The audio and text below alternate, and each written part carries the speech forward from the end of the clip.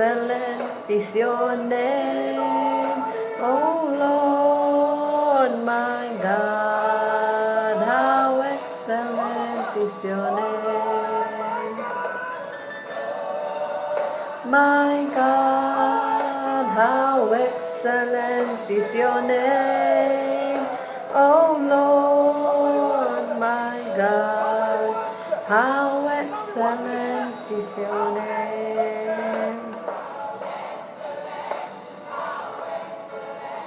How excellent is your name. How excellent is your name. Good morning everyone. I'm back. So magandang umaga po sa Pilipinas at still it's in midnight here in UAE. So it's 4 o'clock in the morning. So let's share the word of God for today. So for today I will going to be sharing to you about Moses and the 10 Commandments. So let's go.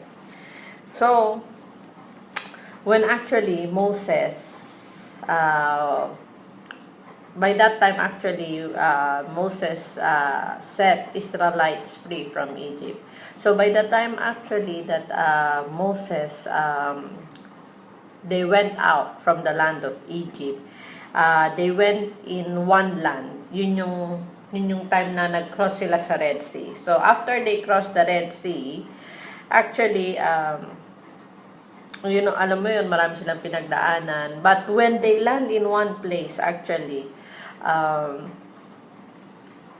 yung mga tao, they are actually murmuring. They said that they are so thirsty that, they've been asking Moses why they bring them out in the land of Egypt and why they take out their children and their cattle out of the land of Egypt, para ba mamatay sila doon sa gutom, mamatay sila sa uhaw.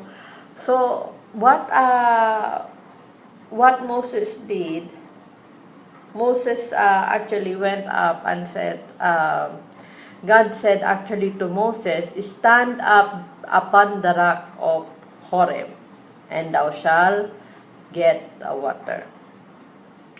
So as they get water by that time, they called that place as Massa. Okay.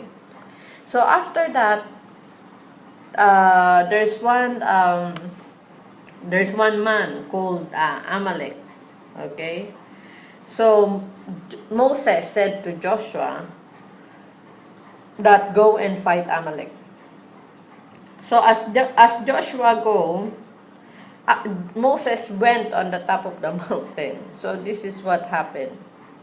So whenever Moses lift his hand, okay, so nakataas yung dalawang kamay niya, every time that his arm is going down, nakita ni Aaron tsaka ni yung kapatid niya, na natatalo si Joshua. So what they did, they hold his arm. They hold it, one on the other side and then one on the other side, para nakataas siya. So what happened? Si Joshua nananalo. So by that time, Joshua discomfited Amalek and his people with the edge of the sword. So by that time, Moses built an altar and called the name of Jehovah Nissi. So what is Jehovah Nissi? Jehovah Nissi means, because the Lord had sworn that the Lord will have a war with Amalek from generation to generation. What does it mean is that God will going to surely help Israelite, that from generation to generation, Israelite will going to win. Okay? So, after that, Moses said that on the third day, they said to all the people that on the third day they have to prepare and be ready, as the Lord will come down in the sight of all people in the Mount Sinai. And it came to pass on the third day, there's actually a lightning. There's a thunder, there's a thick cloud, smoke everywhere, and exceedingly there's a very loud trumpet. So as they brought up as they brought all in the Mount Sinai, so lahat sila nagpuntahan doon.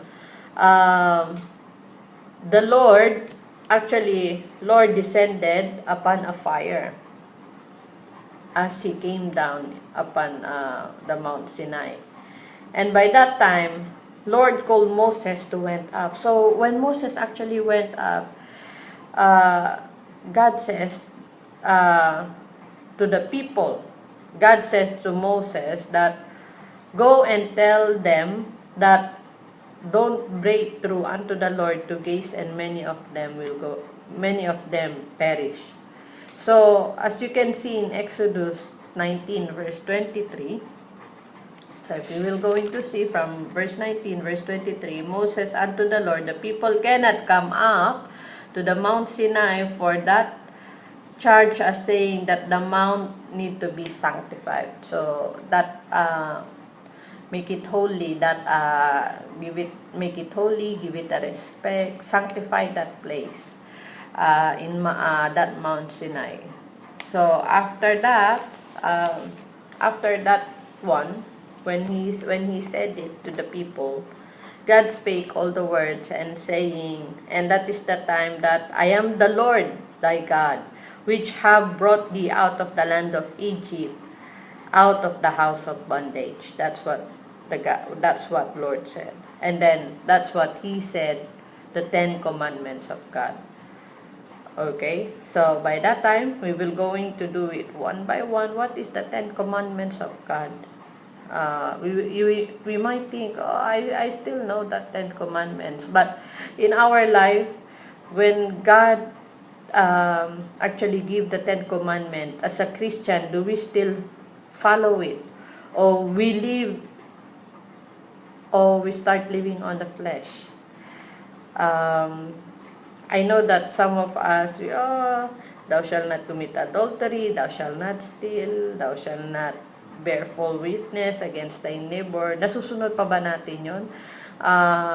Those 10 commandments that God says, naiisip pa ba natin na sundin yun? As a human being, I know that everyone is very busy about what they're doing. May kanya-kanya tayong buhay. Sometimes we are saying, wala namang nakakita, wala namang nakakarinig. But as a human being, you should know that God is always watching you. You know, those grown up, those adults keep on saying to me sometimes, if God asks you, when you go to heaven and asks you, what did you do on earth? Do you think we can say, oh, thou shalt not kill, do you think you will going to still remember those 10 commandments? Do you think those 10 commandments, we can still apply that in our daily life? How possible it is for us to apply it?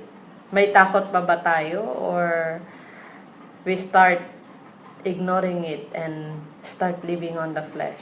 So I will going to leave you that answer for today, and then we will go on through the 10 commandments. I'll see you.